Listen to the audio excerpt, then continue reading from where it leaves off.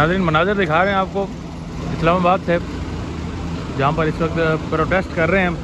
PDM की जितनी भी जमातें हैं उनके इस वक्त सपोर्टर्स यहाँ पर पहुँच चुके हैं। पाकिस्तान पीपल पार्टी, मुस्लिम लीग नून और ख़ुसूसन JUI जिन्होंने इसका आगाज़ किया। ये सामने आप देख सकते हैं चीफ जस्टिस की किस तरह से बेहुरमती की जा रही है, किस तरह से उनके खिलाफ अल्फाज लिखे गए हैं। बंदियाल कोर्ट का हाल ये है कि जज मुजरिम से खुद पूछे बता तेरी रज़ा क्या है। अब इन्होंने शेर को उसका एक पोस्टर बना रखा है और दूसरा भी आप इंसाफ करो नहीं तो तुम पामाल हो बंदियाल। ये इस तरह की शेर व शायरी chief justice of Pakistan Umar Ata Bandial के खिलाफ इस वक्त की जा रही है और यही इनकी कंपेन का मेन मकसद ही यही है। इसी वजह से ये लोग यहाँ पर आए हैं प्रोटेस्ट करने।